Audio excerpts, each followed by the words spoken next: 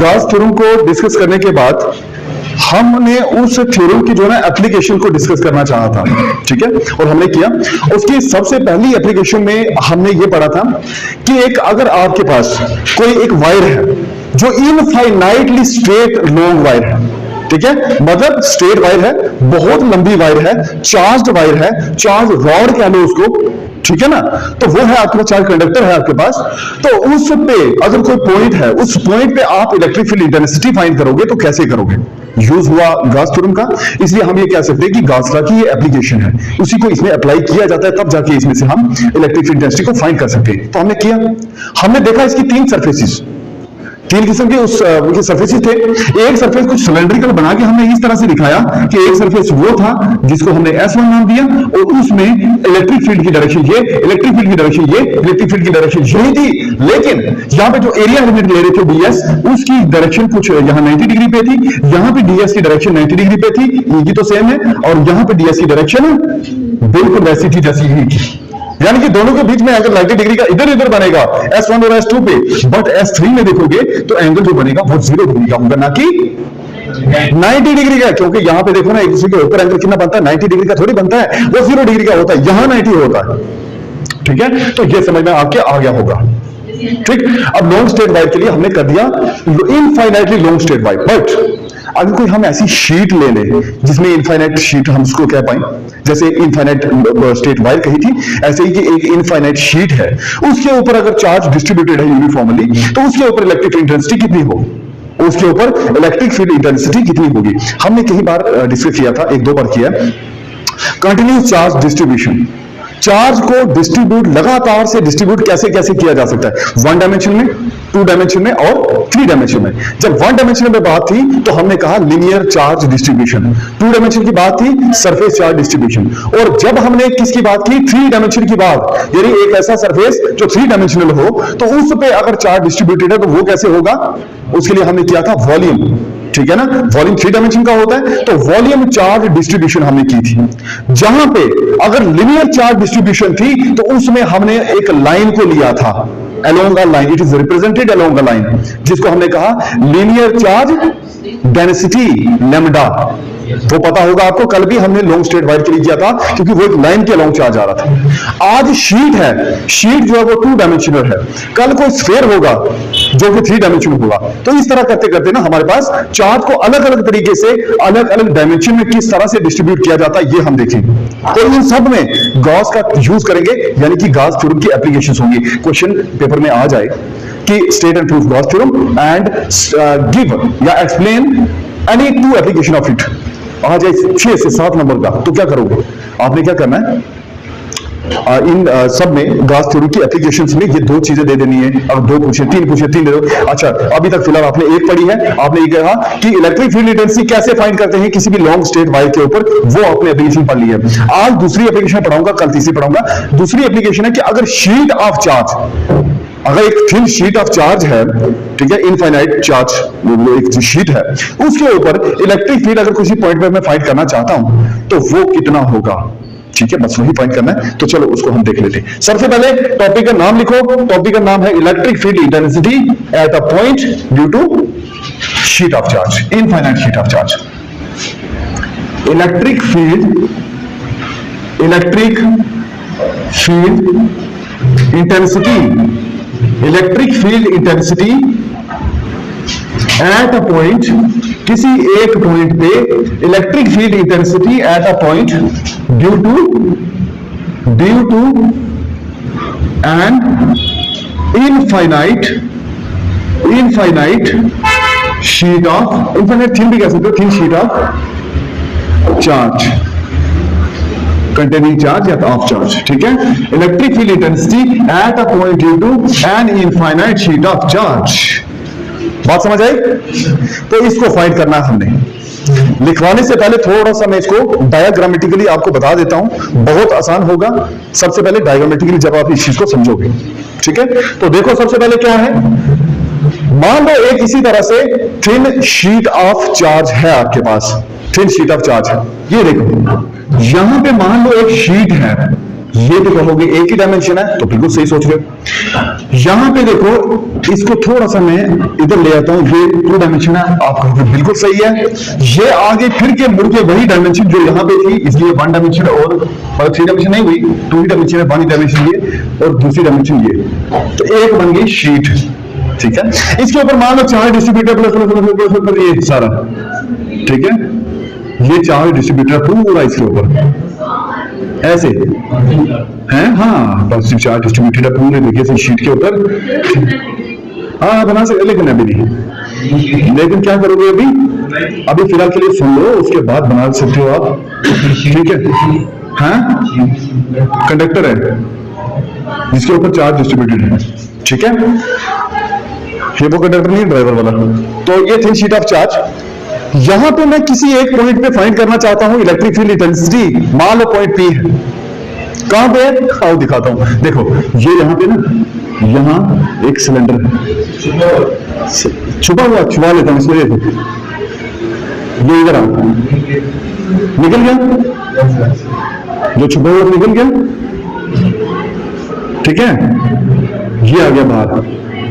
इधर बनाते हैं इसको सिलेंडर, ये मान लो सिलेंड्रिकल सिलेंडर हमने लिया, और इसी की वजह से जो पॉइंट पी होगा ना, उस पे कितनी इलेक्ट्रिक फील्ड इंटेंसिटी होगी वही हम फाइंड करना चाहते हैं। तो यहां पे देखो, ये आ गया सिलेंडर का दूसरा मुंह, ये इसका कितने मुंह होते हैं, अच्छा तो ये इसका, ये भी मुंह ही है, गंदी सोच। तो ठीक है, ये एक सिलेंडर है यहां पे, ये देखो इधर से मोटा इधर से पतला। ठीक है, ये देखो, हाँ ये तो ये क्या है, एक सिलेंडर है। ठीक है, अब इसी सिलेंडर अच्छा सॉरी ओके, तो ये चार्ज यहां पे डिस्ट्रीब्यूटेड है, और ये ना ये फील्ड है, ये भी फील्ड है, इलेक्ट्रिक फील्ड है, ये चार्ज की वजह से अवे फ्रॉम द चार्ज। तो देखो ये क्या है, ये भी फील्ड है, ये भी फील्ड है, ठीक है। तो ये ई जो है ना इलेक्ट्रिक फील्ड है, बट यहां पे देखो फील्ड तो हर जगह ना, क्योंकि चार्ज है भाई, फील्ड तो बनेगा ही। ठीक है, और यहां पे जो होगा इसकी डायरेक्शन किधर होगी, यहां अगर मैं एरिया एलिमेंट लूं तो एरिया एलिमेंट लूंगा ना, तो उसकी डायरेक्शन क्या होगी, बीएस। इधर मतलब ये भी इधर, ये भी इधर, कितना डिग्री, हाँ हाँ हाँ ये तो रख लिया आपने एकदम से डिग्री यहां पे। तो चलो इसको देख, ये ना ये पी पॉइंट, मान लो यहां पे कोई पॉइंट टी है, मैं इसके फाइंड करना चाहता हूं यहां पे EFI क्या होती है, इलेक्ट्रिक फील्ड इंटेंसिटी। ठीक है ना, पी पॉइंट पे, ओके, यहां पे तो फील्ड तो उधर ही है, फील्ड उधर है, लेकिन बीएस इधर है। एरिया लिमिट यहां पे लिया तो ये इधर ऊपर आ रहा था, इसको सरफेस 2 मान लेते, इसको सरफेस 1 मान लेते, यहां के सरफेस 3 मान लेते। यहां भी क्या होगा, इसी की डायरेक्शन में डीएस इसी की डायरेक्शन में आ गया। अब हर सरफेस पे आप देख सकते हो क्या, इसको ना, इसको कुछ डिस्टेंस पे ले गया, इसको भी ना शीट से दूर लेते हैं कि इसका डिस्टेंस कितना, अपना इसका डिस्टेंस कितना है। यहां से लेके, सुना ध्यान से मुझे बताना, यहां से लेकर यहां तक आप इसको आर ले लो, इधर भी पीछे भी। और ये शीट कैसी है, और आपको मैं बताता हूं, आपको दिख रही होगी कि यहां से ये इसके पास आया और यहां से बाहर निकला, बाकी का कहां है, ये पता किस तरीके से है, ये शीट है इस तरीके से, ये जैसे ना, ये इस तरह से शीट, और मैं इस तरह से कैसे बनाऊं, यहां ऐसे कैसे, ऐसे नहीं बनेगा ना, मुझे तो ऐसे बनाना पड़ेगा। आप इसको देखो, ऐसे दिख रही है ना, ऐसे आएंगे। ठीक है, सिलेंडर इधर से भी इधर से, इसकी थिकनेस, जब मैंने ये कहा कि थिन शीट ऑफ चार्ज, तो पतली शीट होगी ना, उसकी जो मोटाई होगी ना, उसको हम इग्नोर कर रहे हैं, और ये कह रहे हैं कि बीच में यहां से यहां तक का डिस्टेंस कितना है, 0 है ही नहीं, जितना ये कितना आर, ये कितना आर, तो यहां से लेकर यहां तक का डिस्टेंस कितना होगा, 2R। ठीक है, यहां तक आर, यहां तक भी आर, ये बीच में मानो कुछ भी नहीं है, इतनी पतली सी ये शीट है कि इसकी थिकनेस को हम इग्नोर कर रहे हैं, नेग्लेक्ट करके चल रहे हैं। ठीक है ना, तो ये इसलिए आर सिलेंडर की हाइट कितनी हुई, आर और आर 2R। आर स्क्वायर तब होगा जब मल्टीप्लाई करेंगे, ये हम ऐड करेंगे। आर यहां तक है और आर यहां तक है, कितने आर हुए? 2r हुए, ठीक है ना, 2r। तो ये सारा कुछ आपके पास आ गया। अभी शीट भी आ गई है, चार्ज आ गया है, डिस्ट्रीब्यूटेड है। हर एक सरफेस के ऊपर आप देखोगे चार्ज किस तरह से, ठीक। तो चलो इसको हम देख लेते हैं। कंसीडर करो, कंसीडर करो, कंसीडर अब टू डायमेंशनल लिखने की जरूरत नहीं है, ठीक है। टू डायमेंशनल पता है आपको, क्योंकि शीट लिखूंगा तो 2 डायमेंशनल होगी ना, शीट 3 डायमेंशन कैसे होगी? थिन शीट है, पतली शीट है, थिकनेस होती तो थोड़ा बोलते कि वो शायद 3 डायमेंशन हो जाएगा, ऐसा नहीं है। Consider a 2 dimensional thin sheet of charge, charge distributed, ठीक है। विद मुझे ये बताओ, मैं विद लीनियर चार्ज डेंसिटी लिखूं या सरफेस चार्ज डेंसिटी लिखूं? Obviously surface charge density. क्यों? एक सरफेस के ऊपर चार्ज डिस्ट्रीब्यूटेड है, ना कि एक लाइन के ऊपर। एक लाइन के ऊपर डिस्ट्रीब्यूट नहीं, यहां पे पूरे सरफेस के ऊपर है। अगर एक 3 डायमेंशन चीज होती तो वहां पे क्या ये 3 डायमेंशन है? नहीं, 3 डायमेंशन तो ये रही, आई फॉर एक बॉट, ये 3 डायमेंशन है, ठीक है ना। इसकी लेंथ ब्रेथ के साथ साथ हाइट भी है। तो आपके पास ये शीट आ गई, तो मैंने क्या लिखा? Consider a 2 dimensional thin sheet of charge with, क्या होगा इसका? With surface charge density, surface charge density. और सरफेस चार्ज डेंसिटी क्या होगी? सरफेस चार्ज डेंसिटी को हम डिनोट किससे करते हैं? देखो, लीनियर चार्ज डेंसिटी के लिए लैम्डा, सरफेस चार्ज डेंसिटी के लिए सिग्मा, वॉल्यूम चार्ज डेंसिटी के लिए राउ, याद है? ओके। तो सरफेस चार्ज डेंसिटी इसको हम सिग्मा से डिनोट करते होते हैं, ये याद है सिग्मा रूल? ओके, ये सिग्मा है, तो इस सिग्मा से इसको डिनोट करते हैं। तो बस ये हमने कंसीडर की चीजें। आप एक सिलेंडर को भी ले लो यहां पे, ठीक है। टेक या कंसीडर अ सिलेंडर, ठीक है। सिलेंडर ऑफ इसकी जो शीट से है ना, शीट से कितना दूर होगा ये? शीट से कितना दूर है? अरे ये पता किस तरह से है? आप सोचते होंगे तो ये क्या क्या है? ये देखो ऐसे इस तरह से, ये सिलेंडर है, ये मार्कर जो है ना, ये सिलेंडर मानो ये शीट है, इससे आधा इधर है आधा उधर है, आर इधर है आर उधर है। आर क्या होगा? आर डिस्टेंस है ना, ठीक है, रेडियस नहीं है। ये सिलेंडर का हाइट है, मतलब ये लेंथ मान लो। इधर से आगे भी आर, इधर से पीछे भी आर, तो ये देख लो ना, ठीक है, पीछे भी आर है आगे भी आर है, बीच में क्या है? शीट, ठीक है, शीट है ना बीच में, तो बीच में शीट है, लेकिन शीट कितनी है? बिल्कुल पतली, मतलब इस तरह से मानो, ये देखो, ये आधा सिलेंडर इधर आर आधा इधर आर, बीच में ये है, और ये कितनी पतली है जिसकी हम थिकनेस को बिल्कुल इग्नोर कर दें। हम इग्नोर भी कर सकते हैं इसकी थिकनेस को, मतलब ये इतनी पतली है, हम ये कहते हैं कि ये है ही नहीं है, इग्नोर कर रहे हैं इसको हम, ठीक। तो डेंसिटी सिग्मा कौन सी? सरफेस चार्ज डेंसिटी, तो वो सिग्मा है। कंसीडर, अच्छा सिग्मा किसके इक्वल होगा? ये तो आपको पता है ना, सिग्मा किसके इक्वल? बी क्यू बाई, मतलब चार्ज अपॉन सरफेस होगी ना, एस, ठीक है। सरफेस के ऊपर चार्ज डिस्ट्रीब्यूटेड है, तभी इसको हम सरफेस चार्ज डिस्ट्रीब्यूशन बोलते हैं। ओवर द एरिया, कुछ एरिया के ऊपर डिस्ट्रीब्यूटेड, उसको हम बोलेंगे सरफेस चार्ज डिस्ट्रीब्यूशन। तो सरफेस चार्ज डिस्ट्रीब्यूशन है, तो उसको रिप्रेजेंट करेंगे सरफेस चार्ज डेंसिटी से, जो कि होती है किसके equal? Sigma is equal to Q upon S, ठीक है। इसी तरह से अगर लीनियर चार्ज डिस्ट्रीब्यूशन है तो उसमें क्यू अपॉन, मतलब lambda is equal to Q upon L, length पे है ना चार्ज, वॉल्यूम पे है तो एल क्यू अपॉन वी, मतलब rho is equal to Q upon V. और कंसीडर सिलेंडर ऑफ लेंथ, आप इसको लेंथ कहो, लेंथ को जब खड़े कर दो तो हाइट हो जाती है। ये बताओ मुझे, मैं यहां लेट जाऊं, ठीक है, तो क्या बोलेंगे? ये इसकी लंबाई कितनी है? बंदे की लंबाई देखो, मैं खड़ा हूं तो पूछेंगे हाइट कितनी है तेरी, तो मतलब हाइट पूछेंगे ना, तो मतलब वही चीज है, लेंथ और हाइट सेम तो चीज है। सिलेंडर को ऐसे मैंने लेंथ बोल दिया या हाइट बोल दिया, एक ही बात है, ठीक है। तो इसलिए मैंने लेंथ लिख दिया, और लेकर के हाइट भी लिख दो, क्यों कंफ्यूज हो रहे हो? ठीक है, कितनी होगी हाइट इसकी? इधर से इधर आर, इधर से इधर आर, कितनी हो गई? Very good, very good, height हो गई 2r, ठीक है ना, तो 2r इसकी हाइट हो गई। तो बस एक सिलेंडर जिसकी हाइट 2r है, और रेडियस को आप इसको कंसीडर कर सकते हो, x रेडियस ले लो या कुछ भी ले लो, हमें की जरूरत नहीं पड़ेगी, और जरूरत पड़ी तो हम इसको लिख लेंगे कुछ भी, ठीक है। तो ये सरफेस S1 S2 S3, इस पे हमें इलेक्ट्रिक फील्ड इंटेंसिटी हर पॉइंट पे देखनी है, और टोटल देखेंगे किसकी इक्वल होती है अकॉर्डिंग टू गॉस थ्योरम, ठीक है। गॉस थ्योरम का ही हम यहां पे यूज करेंगे। थिन शीट ऑफ चार्ज,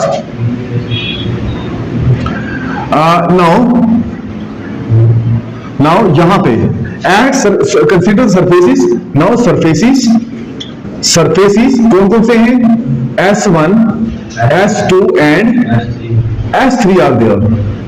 ये सरफेसेस हमारे पास आर देयर, यहां पे सरफेसेस तीन हैं, ठीक है। अलोंग विद किसके साथ साथ, along with the area element, small area elements, वो एरिया एलिमेंट्स कौन कौन से होंगे, वो एरिया एलिमेंट कौन से होंगे, ds, स्मॉल एरिया एलिमेंट, आप इसको d ले लो, d मतलब स्मॉल है तो d ले ले, उसको डिफरेंशिएशन करके ds ले लेते हैं, ठीक है ना। ये पढ़ते आ रहे हम, ये इलेक्ट्रिक फ्लक्स से हमने स्टार्ट किया था, एक छोटा सा जब हम एलिमेंट ले लेते हैं, ठीक है, स्मॉल एरिया एलिमेंट, छोटा सा, उस एरिया के ऊपर से हम एक एलिमेंट को ले लेते हैं, तो ये आ गया ds, the area element ds, S1 S2 S3 surfaces है, अलोंग विद द वो इलेक्ट्रिक एरिया एलिमेंट ds, ये तो ठीक है, लेकिन इसके साथ साथ ना ds and electric field intensity, electric field intensity क्या होगी, इलेक्ट्रिक फील्ड इंटेंसिटी E, ठीक है।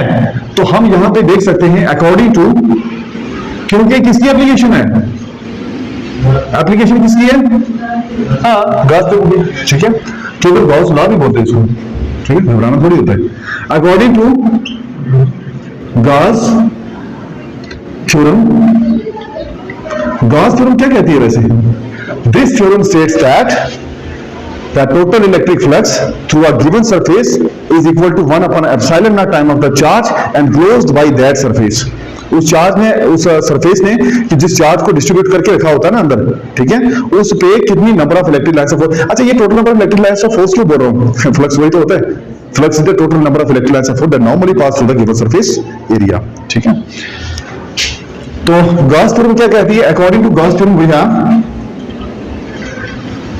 वी हाँ, आपको ये पता है दिस वन, ये क्या होता है, सरफेस इंटीग्रल, क्लोज सरफेस है उसके लिए सरफेस इंटीग्रल एस, तो E डॉट ds, ठीक है ना, ये E डॉट ds है, बट ये सरफेस जो है ना एस है टोटल, वो किसके इक्वल होगा, वो होगा सरफेस S1 वाला E डॉट ds, वो होगा सरफेस S2 वाला E डॉट ds, वो होगा प्लस करके सरफेस, क्लोज सरफेस S3 वाली सरफेस, ये वाली, ठीक है, E डॉट ds, और साथ में ये सब किसके इक्वल होगा, क्या वो अपॉन एप्सिलॉन नॉट, होगा या नहीं होगा, क्यों, उधर सिर्फ ये कहा गया है E डॉट ds सिर्फ क्यों अपॉन एप्सिलॉन, लेकिन E डॉट ds खुद किसके इक्वल है, ये है ना, सरफेस ही तो तीन है, तीनों को मिला के पूरी सरफेस बनती है ना। पॉइंट P पे हम इलेक्ट्रिक फील्ड इंटेंसिटी फाइंड करना चाहते हैं, बट इलेक्ट्रिक फील्ड इंटेंसिटी के लिए यहाँ E तो निकालना है ना, अरे ये देखो ये E है ना, तो इलेक्ट्रिक फील्ड इंटेंसिटी ही निकालनी है, तो यहां से निकल जाएगी ना। तो देखते हैं, दिस सरफेस 1, सरफेस 2, सरफेस 3, जोर से बोलो, क्रॉस हटाओ साइन लगाओ, डॉट हटाओ क्रॉस लगाओ, ठीक है। तो S1 S2 S3, तो ये सरफेस इंटीग्रल्स हैं। अब यहां पे देखते हैं कौन सा डॉट हटता है, कौन सा क्रॉस लगता है। स्केलर को वेक्टर बनाओ, क्रॉस हटाओ, साइन लगाओ, करे प्रोटेस्ट, स्केलर हटाओ, वेक्टर लगाओ, क्रॉस हटाओ, साइन लगाओ, क्रॉस हटाओ, डॉट लगाओ, बेटी बचाओ बेटी पढ़ाओ, चलो जोर से चलो छोड़ो इस चीज को। E dot ds, E dot ds, E dot ds, ये सारा कुछ मिला के Q अपॉन एप्सिलॉन नॉट हो गया, ठीक है। तो E डॉट ds, डॉट हटा तो कॉस लगा, ठीक है, डॉट हटा कॉस, वेरी गुड, डॉट हटा तो कॉस लगा, ठीक। इंटीग्रल वैसे का वैसा ही रहा, तो डॉट हटा तो कॉस लगा, E ds डॉट हटा तो, लेकिन खाली cos थोड़ी लगा था, थीटा भी तो लगा, ठीक है। अगर cos के साथ थीटा लग गया तो ये मुझे बताओ ये थीटा कितना होगा, ये डिपेंड करेगा सरफेस S1 पे। S1 किधर है, S1 किधर है, ये दूर के लाया S1, ठीक है। ये दोनों एक ही डायरेक्शन में, मतलब एंगल कितना 0 डिग्री का, तो थीटा क्यों लिखूं, 0 डिग्री लिखते हैं ना, 0 डिग्री प्लस सरफेस दूसरे वाला यानी S2 वाला, इसमें EDS का EDS आ गया और साथ में cos रहा, लेकिन 0 डिग्री होगी क्या होगा, S2 किधर है, S2 ये, ठीक है ना। बीच में कितना एंगल 90 डिग्री का, इधर आ गया E, इधर आ गया DS, दोनों के बीच में ये, ठीक है, E डॉट DS 90 डिग्री है ना, एक उधर जा रहा है एक ऊपर जा रहा है, तो दोनों के बीच में एंगल 90 डिग्री का होगा, तो यहां पे मैं cos 90 लिख दूंगा। अब S3 के साथ क्या हुआ है, S3 के साथ बड़ा जुल्म हुआ है मुर्शिद, ठीक है। S3 के साथ क्या हुआ है, S3 जो है ना ये, ठीक है ना, S3 ये रहा, इसमें E और DS की डायरेक्शन जो है वो सेम रहेगी, ठीक है, सेम रहेगी, मतलब देखो ये भी इधर वो भी इधर, तो EDS और कितने डिग्री का है cos, और ये देखो ना दोनों की डायरेक्शन एक ही है, तो डिग्री कितनी होगी, दोनों की डायरेक्शन एक ही है तो कितने डिग्री का होगा, 0 डिग्री, यही तो है, ठीक है। E dot ds which implies ADS बड़ा है, देखो cos 0 किसके इक्वल होता है, 1 के इक्वल, तो यहां लिखेंगे सरफेस इंटीग्रल S1 और EDS काफी है, आगे cos 0 1 होता है, plus surface integral EDS cos 90 कितना होता है, cos 90, वेरी गुड, cos 90 0 होता है, तो 0 प्लस सर ये 3 है, ये वाली 2 थी, और सरफेस 3 वाली जो है ना उस पे EDS cos 0 की वैल्यू क्या होती है, 1 एग्जिस्ट करेगा, इसलिए EDS बचेगा, ठीक। अब क्या करो, electric field intensity, uniform electric field सब सेम है, वो फील्ड यूनिफॉर्म है, तो इलेक्ट्रिक फील्ड इंटेंसिटी सेम है, तो कोएफिशिएंट को बाहर निकालो, इसको E बाहर निकल गया, विद रिस्पेक्ट टू S कर रहे हैं तो सरफेस कर रहे हैं, तो सरफेस S1 और साथ में बच के DS, ये बिल्कुल वैसा ही जैसे हम कल कर रहे थे, ठीक है, कोई मुश्किल नहीं है, प्लस E और सरफेस इंटीग्रल S2 साथ में DS plus E surface integral S3 और साथ में DS, बट जरा देखो ये सारा क्या बन जाएगा, 0 भी तो है, ये सारा क्या बन जाएगा, साथ में एक चीज और चल रही है, Q upon epsilon not, Q upon epsilon not, Q upon epsilon naught, ठीक है, Q अपन एप्सिलॉन नॉट। यहां पे कोई ध्यान से देखे तो E का E आ गया, कुछ भी नहीं, दो मल्टीप्लाई DS होता है सरफेस, तो उस सरफेस को DS को इन्होंने इंटीग्रेट कर दिया, देखो सरफेस DS जो है ना वो छोटा सरफेस है, इंटीग्रेट करने पर वो बहुत बड़ा बन जाए, वो टोटल ओवरऑल जितना भी सरफेस है ना वो सारा DS को इंक्लूड करने पर यानी इंटीग्रेट करने पर आ जाता है, तो ये टोटल सरफेस बन गया, टोटल सरफेस तो S लिया हुआ भाई, टोटल सरफेस S है हमारे पास, ठीक है, टोटल सरफेस हमारे पास S है, प्लस E और ये सारा 0 बना गया, ये 0 से मल्टीप्लाइड है, सबको 0 बन गया, प्लस E का E आ गया, ये टोटल सरफेस है, सरफेस वाली DS है तो टोटल सरफेस E पूरी की पूरी S लिख देता हूं, ठीक है, is equal to Q upon epsilon naught, जो बचा उसको ऐड करो, जो 0 है उसको गायब करो, ठीक है। ES और ES तो मैं लिख देता हूं 2ES is equal to Q upon epsilon naught, ठीक है, हो गया। अब यहां पे देखो मुझे सिर्फ चाहिए क्या, ये E इलेक्ट्रिक फील्ड इंटेंसिटी यानी E चाहिए, बाकी सब पार ले जाओ, क्या बचा, E is equal to Q upon 2S epsilon naught, ये सब भी बच गया, ठीक है। क्या करें इसका, देखो मैं बताता हूं, आपको पता है कि सरफेस, यहां इसकी मैं वैल्यू डाल देता हूं, यहां पे वैल्यू डाल देता हूं, क्यू की वैल्यू क्या होगी और बताता हूं। आपको पता है सरफेस चार्ज डेंसिटी जो होती है जिसको हम सिग्मा बोलते हैं, वो होती है Q अपान सरफेस एरिया यानी S, Q अपान S होता है ना, surface charge density sigma is equal to charge upon वो एरिया जिस पे वो डिस्ट्रीब्यूटेड है, कंट्री चार्ज डिस्ट्रीब्यूशन में। यहां इसके नीचे 1 लगाओ, क्या 1 है, क्या तो सिग्मा को ऐसे करोगे तो सिग्मा एस, मतलब जहां जहां भी आज के बाद क्या वो दिखता है, अरे हजारी यहां पे बात हो, तो जहां जहां क्यू दिखेगा इसमें वहां आपने सिग्मा एस लगाना है, जहां क्यू दिखा वहां पे सिग्मा एस लगा लोगे, ठीक है। तो यहां पे क्यू है, इसी जगह लिखता हूं सिग्मा एस, ऊपर नीचे आ गया 2s epsilon not, S S cancel, तो बचा क्या, सिग्मा अपॉन 2 एप्सिलॉन नॉट। इसका मतलब इलेक्ट्रिक फील्ड E की जो वैल्यू है वो आई सिग्मा अपॉन 2 एप्सिलॉन नॉट। ये है electric field intensity which is the required expression for the electric field intensity due to the thin sheet of charge, infinitely sheet of charge.